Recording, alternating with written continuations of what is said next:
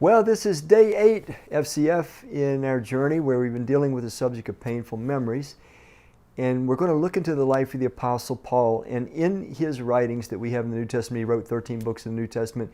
It is not an unusual thing to see him looking back. He never seemed to shake the time when he was the enemy of Christ, when he was a persecutor of the followers of Christ. In fact, in Acts chapter 7, he's standing there holding the cloaks of people who were stoning Stephen, the first Christian martyr. Such an enemy of Christ was he before he sees the risen Christ and is converted and then becomes the greatest servant Christ ever had. But he remembered those days when he was the enemy of God. Let me share with you 1 Corinthians 15, and you'll hear his words. And starting in verse 5, Paul is talking about those that saw Christ when he rose.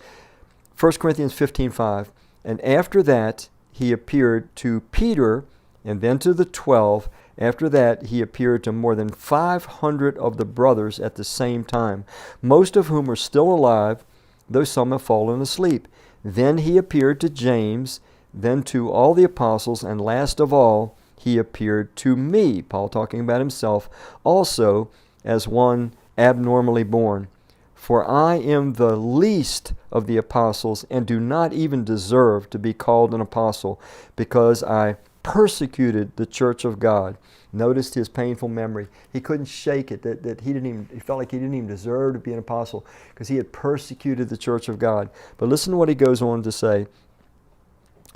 But by the grace of God I am what I am, and his grace to me was not without effect. No, I worked harder than all of them, yet not I, but the grace of God that was within me.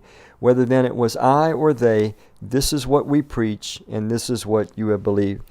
So Paul never seemed to shake the painful memory that he persecuted and sought to destroy the church of Christ. But it motivated him, it incentivized him to work more passionately and more wholeheartedly for the rest of his life. Paul serves Jesus for 32 years. He goes through more hardships, more persecution, more difficulties by far than any human being that's ever been listed in history, all because of his passionate devotion to Christ. And I suspect that these memories of the time when he sought to destroy the church of Jesus was always a part of that motivation. I'm not saying that we should live ever with that old painful memory, ringing in the ears of our soul. But sometimes that painful memory's existence can motivate us, can incentivize us to serve God with a deeper passion, with a deeper gratefulness, with a fuller joy than if it had not happened, until the day comes, like Isaiah 65 says, when the former things will be remembered no more. Revelation 21 talks about God's going to create a new heaven and a new earth where there's no more sickness, no more pain, no more suffering, no more death, no more painful memories. Until then, let's process our painful memories honestly with God.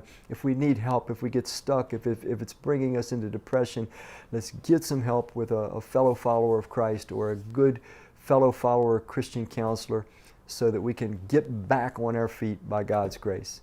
Thank you.